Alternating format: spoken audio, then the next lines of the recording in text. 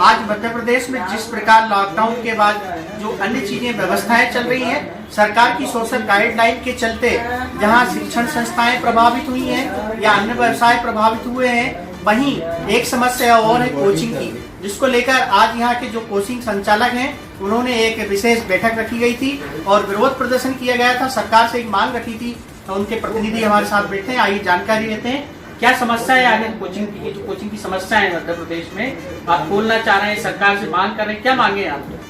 क्या हुआ कि पिछले 7 महीने से हमारी कोचिंग संस्थाएं बंद है।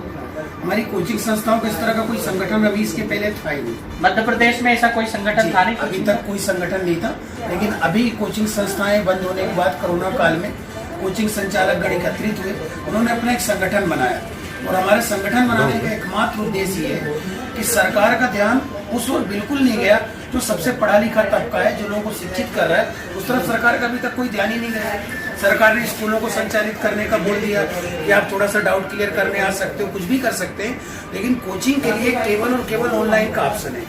हम उस हाई लेवल कोचिंग को बिलोंग नहीं करते, हम एक मिडिल क्लास कोचिंग डायरेक्टर्स हैं। तो हम लोगों के साथ समस्या ये है कि बच्चा ऑनलाइन पढ़ना ही नहीं चाह रहा।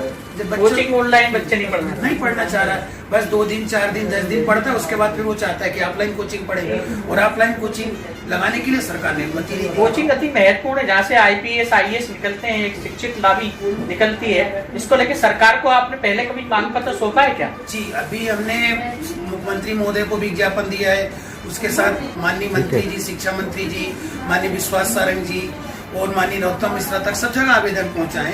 लेकिन वहाँ भी गए, हमें केवल यही बात कहने को मिली है कि गाइडलाइंस के अगेंस्ट अभी नहीं, जब तक सोशल गाइडलाइन की बात की जाती है। जी, गाइडलाइन के लिए की, लेकिन हमारी मांग ये है कि हमारी जो भी छात्र संख्या है, जो भी सेटिंग प्लान्स है, जो भी प्रदेश की कोचिंग है, जी प्रदेश की कोचिंग है, उसमें कम से कम 90% 40% स्टूडेंट के साथ सोशल गाइडलाइन के साथ जो भी हम सारे प्रबंध करने को तैयार है साहब।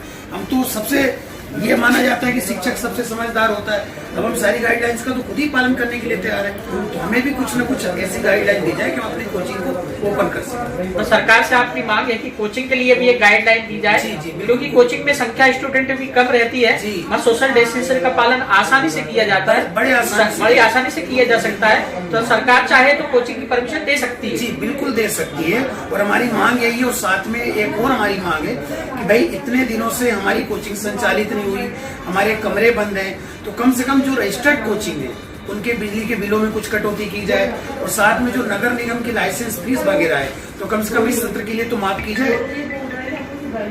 तो अभी